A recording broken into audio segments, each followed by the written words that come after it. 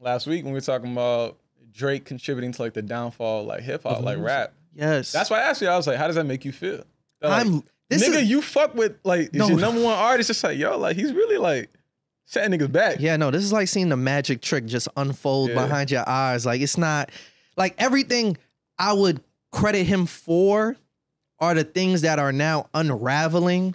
Everything you could have. That's not true. You're forcing it. No, they're slowly unraveling. Like quality of the music, like he still makes bops. You feel me? Like he still makes music that you want to listen to in different environments and shit. But when you talk about like you give him credit for the numbers, right? Like, oh, he's the guy with the numbers. He like no one is matching him. But you're seeing. Well, let's pause real quick, right? Because why are we talking about this? It's just we're talking about this right now. Okay. Because of the reference tracks that came out. We don't get the week. We don't get there. No, but you have to give a context. Like, why are we saying like, oh, like Drake, you know, Drake is kind of falling from this pedestal that we had him on. You feel me? Yes. A lot of people, you know, within the last week are like, wait a minute.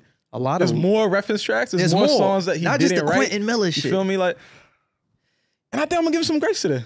Really? Yeah. Nah, this made personally, me hop off the ledge, like, bro. I'm not with this, bro.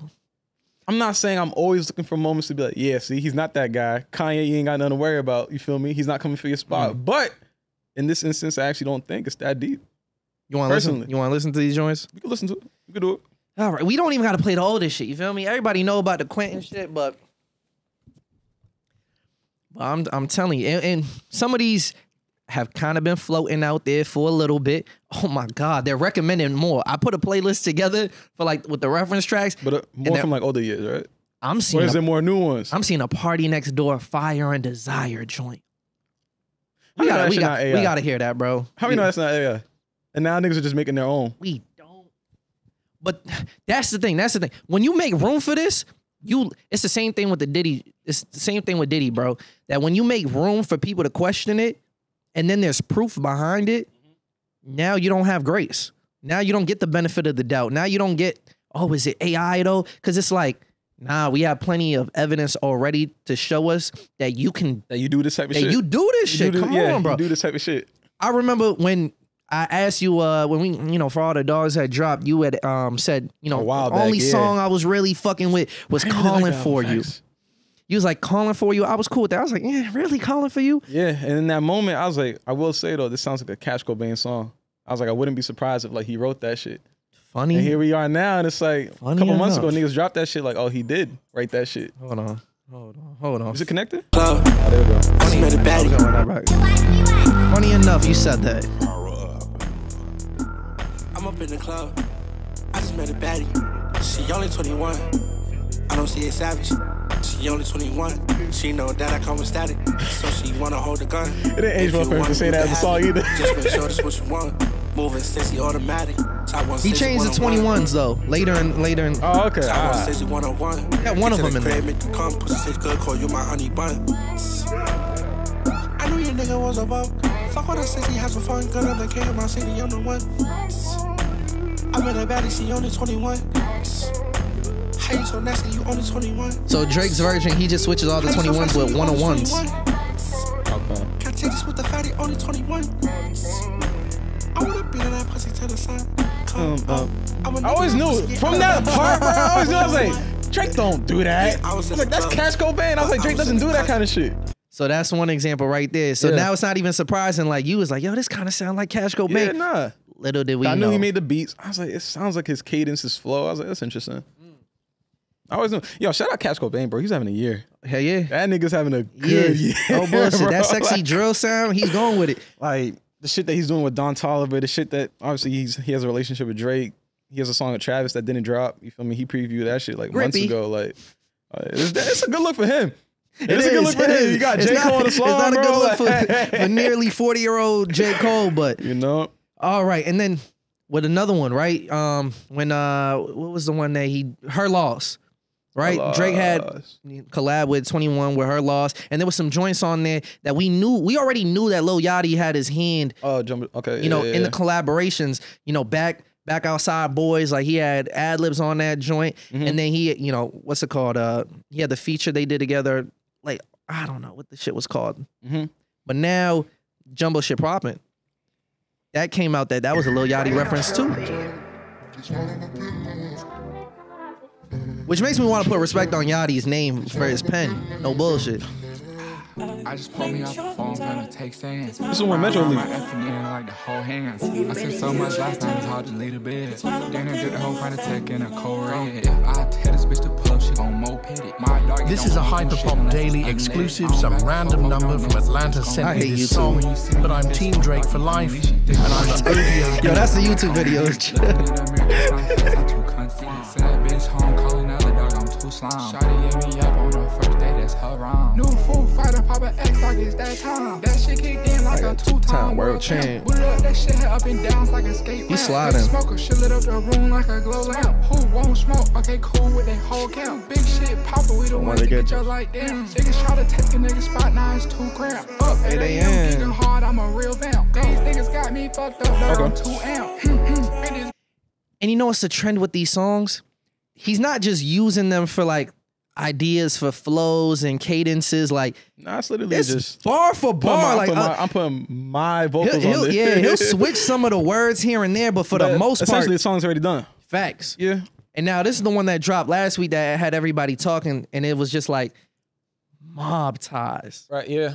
Like this is one of the ones that a lot of people like from the Scorpion album. I'm gonna let you play and then I'm gonna say what I have to say to it. I say that.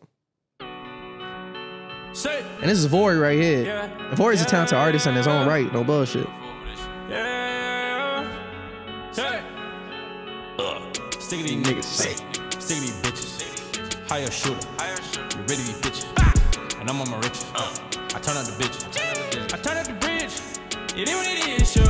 Black Porsche, cause that Lambo moving fast. Watch your homie if he moving on his ass.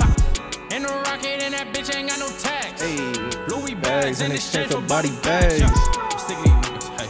I'm sick of these bitches, Sorry, shooter, really these bitches, Fuck what it was, it is what it is. And I'm with the shits. It is what it is, and I'm so tired. Yeah, I fuck with a mob and I got ties. Yeah, they'll knock you off and pay their ties. This flow is so nice. It is. He's sliding on this shit. It's too late for all that lovey-dovey shit. I like what he do with this one. Drake switched it up with that, but I like this.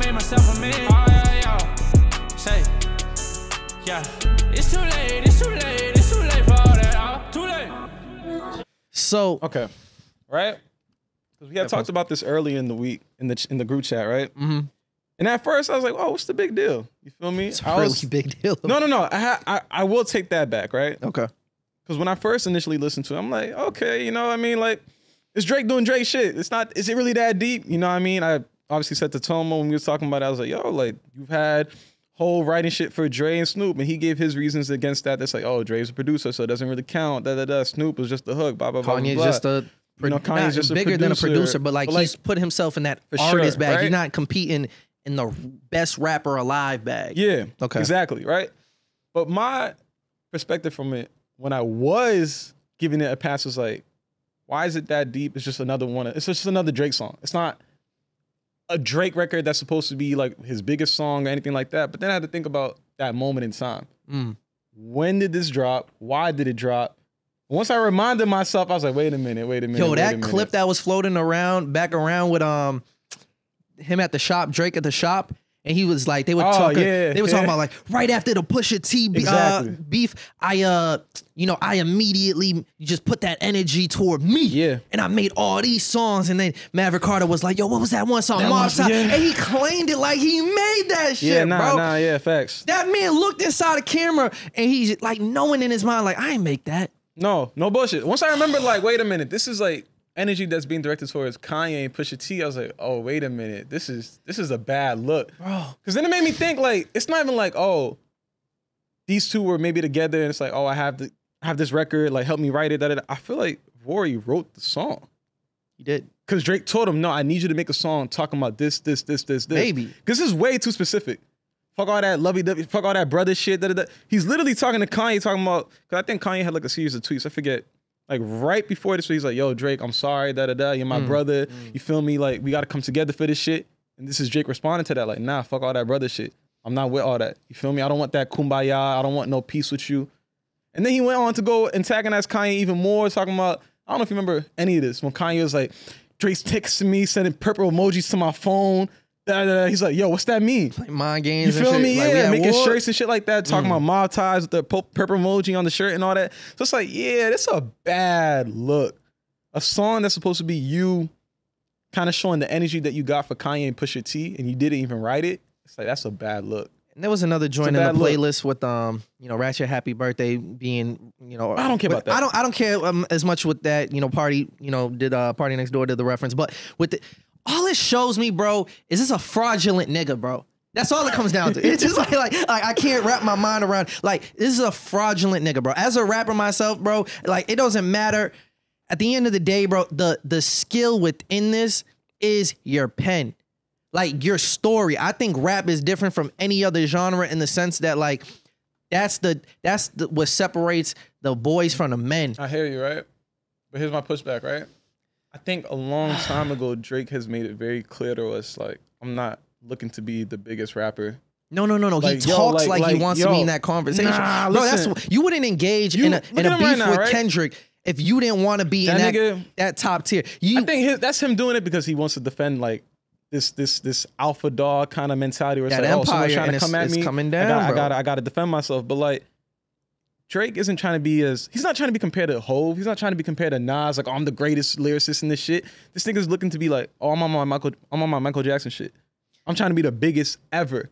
He's not looking at himself as a rapper, but he's looking at himself as a pop star. And maybe that's true, but I don't think he cares about rap the way we think he does. I would, even with the Quentin Miller, tracks coming out, like, I always would still make the caveat though, like, but that's not the songs that I love type shit. But it just makes it gives so much room to question everything else. I would have originally thought, like, there's no way someone else wrote Mob Ties because, like, that's specific to Drake. Drake's got the Houston Mob Ties with, the rap, Rap-A-Lot, crew and shit like that. So it's like, is it Rap-A-Lot? No, the Prince family. I know it's the Prince family, but what that comes from the label. I don't remember. It doesn't matter. It doesn't. But I would have thought that was specific enough to him. You. But now, if it makes room for people to think like, yo, he's just having guys write for him, in his perspective. Yeah, no. It gives room for everything. It's one song, I would say, in this instance, yes, that is true. Until we hear anything else, no, we can't give him the benefit of the doubt no more. 5 AM Toronto, if it came out, someone wrote that shit, that'd be crazy. Fuck no more. That'd be crazy. The benefit of the doubt is gone. And what it surprised me, 4 PM that'd be crazy. From time, like, yo, the joints that I grew up on type, where you really would have thought, like, yo, imagine if you found out someone wrote the bars of the Acura or this shorty and that shorty. Like, you found out that just wasn't true. Like, we already know there was already things floating around. The Weeknd played a huge part in, like, writing half the songs. But I'm gonna give you, all right, here's where I give the pushback, right? I do agree with you. Like, I do agree with you in terms of Mob Ties, bro. Kendrick called him a colonizer, bro, and this only reaffirms it. It's but why are we acting like Drake isn't a good writer? We know he could write. Bro, we know that he could, when he wants to, he could write. He's done it for so many other artists out there. You got Jamie Foxx, when he wrote that shit for Jamie Foxx. That's not a rap song. Alicia Keys. You got That's not a rap song. He's written for Kanye how many times? 30 hours. That shit was hard on That's not top tier rapping, bro. The fucking, what do you call it? The Life of Pablo? That shit was hard, I need a video of this nigga. I need a time-lapse video. So you think he got a writer to write for him? To write for someone else? No, I'm just saying, I can't, like, that doesn't really faze me because it's like, I never looked at 30 hours like that. I need proof. 30 hours is not a crazy record, bro. The song itself, the verses itself, like, it's not top tier, like, lyricism or anything like that. Fine. I'm just saying, I need video proof. I need a time-lapse video of that nigga saying, this is the footage of the studio session when I wrote 4 p.m. in Calabasas, when I wrote 5 a.m. in Toronto, when I wrote Lord Knows. I need those studio sessions, nigga. I need to see him from start to finish, put that shit into his notepad, into his Apple Notes app, like something, nigga. I need proof of that shit. Because otherwise, you don't get the benefit of the doubt in this shit. And that's where all the credibility lies. The credibility lies in your ability to write. And then also, we gave him so much credit in general. Not just saying you and me, but people give him credit and why he's so at the level he's at. Because his ability to drop frequently. The consistency. That's exactly what I said to you in the chat. We killed guys like Kendrick for taking as long as they do. I look at him funny in that light now where it's like you have like this bravado behind you that it's like, oh, like no one could match my work ethic. No one can match my level of output. And it's like, well, yeah, it makes sense that you can do it this quickly because you got an assembly line. His versatility pushing out these tracks.